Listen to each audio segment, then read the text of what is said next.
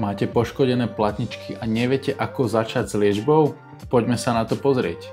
Ahojte, moje meno je Tomáš Chorvát zo školy pohybu a som fyzioterapeut. Toto video, ktoré je pokračovaním minulého videa, bude o tom, ako môžete začať s liečbou medzistavcových platničiek, ak už viete, že ich máte poškodené, ako by ste mohli začať postupovať. Tak poďme sa na to pozrieť. Na začiatku si ešte upresníme jednu vec. Toto video budú len všeobecné odporúčania. Určite to neberte ako nejakú individuálnu liečbu, pretože diskogénne problémy a všeobecne problémy s platničkami treba riešiť individuálne, pretože každý pacient a klient má svoje individuálne potreby a ťažkosti. Tým pádom, ak ste náhodou ešte nezačali individuálnu liečbu u svojho fyzioterapeuta, je to informačné video, ako môžete začať postupovať, kým sa dostanete k tej individuálnej terapii.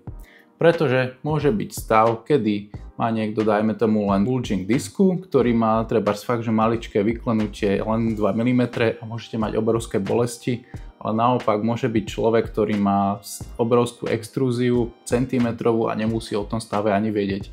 Preto je naozaj potrebné vždycky terapiu nastaviť aj individuálne.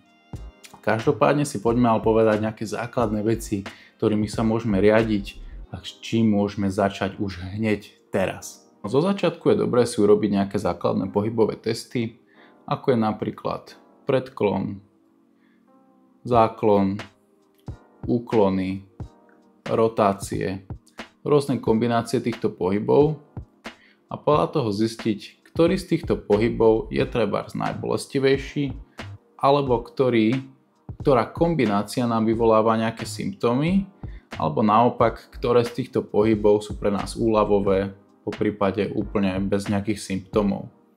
Na základe toho vieme zistiť, ktorým pohybom sa zo začiatku z časti vyhýbať, alebo ich z časti obmedziť a ktoré naopak môžeme robiť viac a nemusíme sa ich naopak báť. Zo začiatku je veľmi podstatná modifikácia symptómov, pretože väčšinou, ak je to akutný stav, tak sme vo veľkých bolestiach. Jak už som vysvetlil, môžete mať rôzne typy bolesti, buď to môže byť radikulárna bolesť, radikulopatia, poprípade len prenesená bolesť samotného disku a každá sa prejavuje trošku inak. Ale väčšinou to pôsobí nejaké obmedzenie a bolestivosť v našom tele, či už je to spodnej časti chrbta, alebo naopak to môže aj vyrážať do spodnej končatiny, poprípadne zmeniť svalovú silu. Základné je modifikovať zo začiatku trošku túto bolestivosť, aby sme sa mohli čím viac a čím efektívnejšie hýbať. Čiže preto je dobré nájsť tie spúšťače bolesti.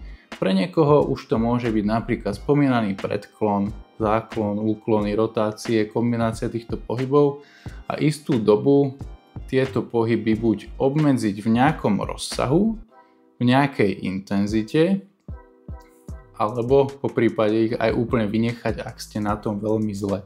To ale neznamená, že v budúcnosti tieto pohyby robiť nebudete môcť. Poďme si teda ale zo začiatku ukázať nejaké cvičenia, ktorými môžete trebárs začať vo všeobecnosti a niektoré z nich si vybrať na základe toho, ako sa pri nich budete cítiť. Čo je pri cvičení podstatné, nemali by ste pri ňom pociťovať nejakú obrovskú bolestivosť. Ideálne je, aby bol pre vás zo začiatku najmä ten cvik alebo tie cvičenia úľavové, príjemné a po cvičení by ste sa mali cítiť o niečo lepšie. Úľavový efekt cvičenia na našu bolesť je vďaka tomu, že samotný pohyb nám vytvára v našom tele prirodzené opiaty, ako sú endorfíny, enkefalíny, poprípade serotonín, ktoré pôsobia ako taká prirodzená lekárnička, ktorá nám tlmí bolesť. A to z začiatku naozaj potrebujeme. Čiže je dobré aj zväčšovať istotu v nejakých pohyboch, zistiť, že nejaké pohyby robiť môžeme bez bolesti alebo v nejakom obmedzenom rozsahu. A postupne tieto pohyby sťažovať a zväčšovať rozsahy pohyblivosti. Poďme si teda ukázať zo pár základných cvičení. Môžeme začať napríklad na štyroch, keď sa dáme do pozície, kde máme dlane pod ramenami, kolena pod bedrami a táto pozícia je v podstate na chrbticu relatívne úľavová, keďže z nej odímeme všetku tzv. Axiálnu záťaž, kde teda na tú chrbticu nepôsobia žiadne veľké gravitačné sily a môžeme skúšať robiť vysadenie a podsadenie panvy pomaly v rozsahu, ktorý je nám pomaličky a v poriadku komfortný, a postupne môžeme tento pohyb pomaly, opatrne zväčšovať, dokedy nedorazíme do nejakej bariéry jemného diskomfortu. Netreba to cesto moc pretláčať, aby sme si najmä zo začiatku tie symptómy neprovokovali. Čiže môžeme ísť po bolesť, nešiel by som zo začiatku moc cez ňu. To neplatí ale pre celú rehabilitáciu, ale len pre jej začiatok. Ďalšie jednoduché cvičenie môže byť odľahčená rotácia chrbtice v lahu, čiže tzv. Spinálne cvičenia. Lahneme si na chrbát s natiahnutými rukami a nohami, ruky sú v pozícii do kríža a pôjdeme najprv čisto len s chodidlami a hlavou do opačnej strany. Z jednej strany do druhej môžeme ísť do plného rozsahu pohybu až po zem alebo len z čiastočného rozsahu pohybu. Ťažšia verzia je napríklad už s pokrčeným kolenom, kedy môžeme ísť s kolenom ku zemi, následne do druhej strany. Taktiež pripomínam, cvičenie by malo byť relatívne v poriadku, bez bolesti alebo len s jemným diskomfortom, ale nemalo by nám vyvolávať nejaké bolestivosti. Ďalšie cvičenie môže byť napríklad zdvihnutie panvy s 90 stupňami v kolenách aj v bedrách. Nájdeme si nejakú stoličku alebo niekde, kde si oprieme nohy v tomto 90 stupňovom uhle a pätami zatlačíme smerom dolu do tejto podložky. V podstate jediné, čo potrebujeme, je, aby sa panva jemne nazdvihla od zeme, približne v takej výške, aby sme pod panvou vedeli prejsť dlaňou. Ostatok chrbtice a tela je úplne uvoľnený. Čiže čo docielime je odľahčenie a uvoľnenie celej tej driekovej oblasti, čiže takú jemnúčku trakciu, jemné natiahnutie tých driekových svalov. Zase musí byť tento pohyb relatívne fajn. Nemôže to byť také, že sa do tej pozície dostanete a popichá, zabolí. Vtedy prejdite na iné z cvičení, ktoré si ukazujeme a vyskúšajte si. Ak by bolo ale toto cvičenie pre vás príjemné, určite v tejto pozícii môžete zostať, držať a mať úplne uvoľnený chrbát, kríže a telo. Jediné, čo by malo pracovať, sú zadné stehná, tie by mali túto pozíciu držať. V tejto pozícii držíme napríklad 5 krát nádych a výdych. Dýchanie sa snažíme mať uvoľnené, nádych nosom, dlhý uvoľnený výdych ústami. Takže toto je cvičenie 90 stupňov v bedrách a kolenách s uvoľneným chrbtom. Ďalej si môžeme ukázať klasické, nejaké jednoduché McKenzieho záklony. Začal by som úplne ľahkou variantou s lakťou, kedy vlastne je telo uvoľnené, ležíme na bruchu, oprieme si lakte pod telo a so silou rúk sa otláčame smerom nahor. Chvíľku v tejto pozícii držíme. Zo začiatku stačí kľudne 15 až 40 sekúnd. Opäť pocitovo, ak sa cítite v tej pozícii relatívne v pohode, tak jasné, vydržte. Pri tejto pozícii úplne ideálne, ak napríklad máte nejaké tie problémy s dolnou končatinou, či už teda nejaké vystreľovanie, bolesti alebo slabosť, tak mohla by vám táto pozícia toto trošku modifikovať. Ak sa to deje úplne ideálne, toto je pre vás skvelé. Ak nie, minimálne by to nemalo byť nejaké veľmi nepríjemné. Čiže skúste tu teda vydržať nejakých 15 až 40 sekúnd, čisto so silou rúk, chrbát by mal byť uvoľnený, panva na zemi a následne sa uvoľníme zase dolu, chvíľku pauza, môžeme toto párkrát zopakovať.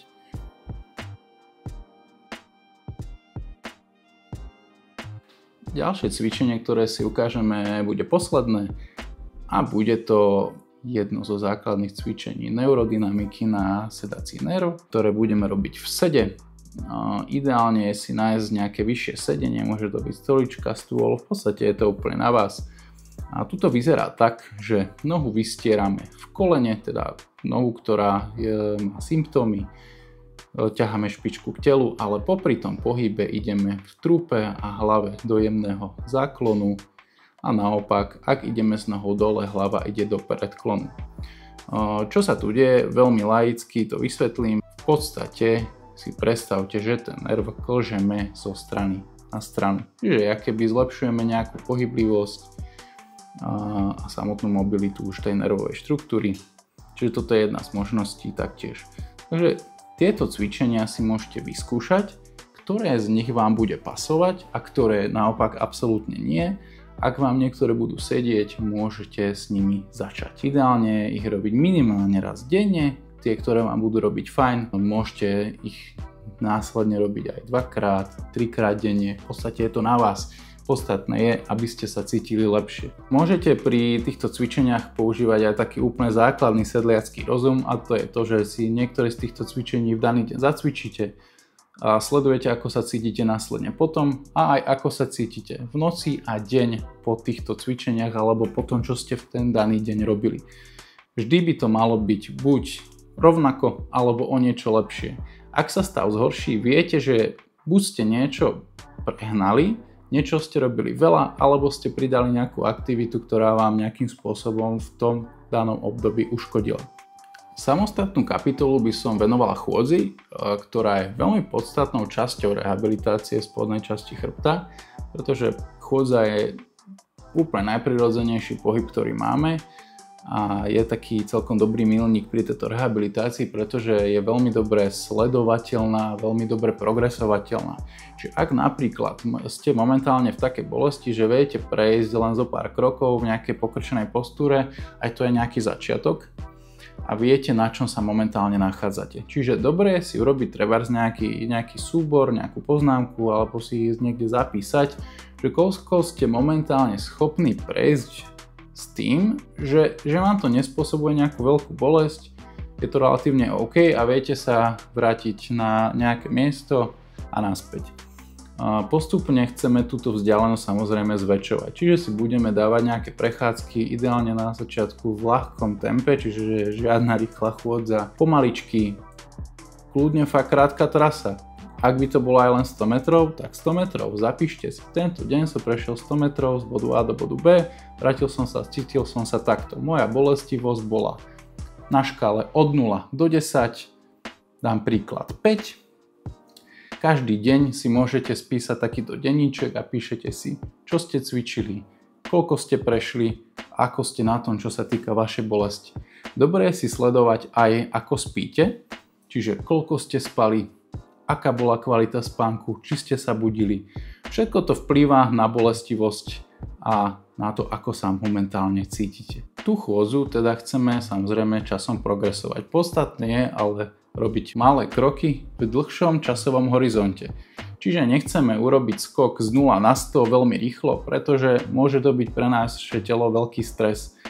Berte ohľad na to, že ak už ste v nejakých bolestiach a problémoch, vaše telo a váš nervový systém majú zvýšenú senzitivitu. Čiže keď si predstavíte nejaký alarm na dym, ktorý bežne absolútne nedetekuje nejakú zápalku, tak momentálne verte tomu, že váš alarm detekuje úplne všetko a treba si na to dávať relatívny pozor. Čiže radšej postupovať pomaly, postupne a progresívne. Cieľom je sa dostať ku chôdzi, ktorá nebude robiť žiaden problém a môžete kľudne zväčšiť nejakú jej intenzitu a rýchlosť. Čiže dajme tomu prejdete už nejaký kilometr, 2-3 bez bolesti, kľudne vo väčšom tempe, to je úplne ideálne. Že môžete to brať tiež ako formu nejakého tréningu, toto je taká relatívne dobrá všeobecná rada, ktorá platí pre všetkých, ak to budete robiť, ako som predtým povedal a budete sa správať podľa toho, ako sa cítite. Využívajte teda svoj sedliacky rozum, ale ako hovorím, sú to všeobecné odporúčania, najlepšie je sa poradiť vždy s niekým osobitne. Dôležité je spomenúť aj progresívne zaťažovanie. Veľmi je dôležitá už tá veľa spomínaná individualita, pretože pre niekoho môže byť vylečenie sa zo stavu to, že môže chodiť trebárs do práce, nejakej sedavej, kde iba bude fungovať bez bolesti, pre niekoho to môže byť vykonávať nejaký náročný šport, pre niekoho dajme tomu silovo cvičiť, behať a tak ďalej. Čiže je dôležité, že kde sme teraz a kam sa chceme dostať. Pretože bez tohto progresívneho zaťažovania alebo v podstate bez nejakého tréningu sa nedostaneme do stavu, kedy naše telo je pripravené na aktivity, ktoré chceme vykonávať bez stresu a bez bolesti. Nemôžete očakávať, že ste sa trebárs pasívne vyliečili, že ste naozaj nerobili nejakú extra pohybovú liečbu, len ste sa trebárs liečili farmakologicky a kľudom a zrazu prejdete z módu 0 na 100, začnete behať 10 km a a samozrejme, že je vysoká pravdepodobnosť, že sa vám nejaké problémy vrátia. Preto je veľmi dôležitý už ten samotný tréning. A k tomuto naozaj doporučujem si nájsť nejakého individuálneho terapeuta, trénera, doktora, s kým sa poradíte, ako postupovať tak, aby ste zaťažovali ten systém bezpečne a progresívne na to, aby ste sa mohli dopracovať k tomu, čo chcete robiť na konci tej rehabilitácie. Takže nezabúdajte na progresívne zaťažovanie.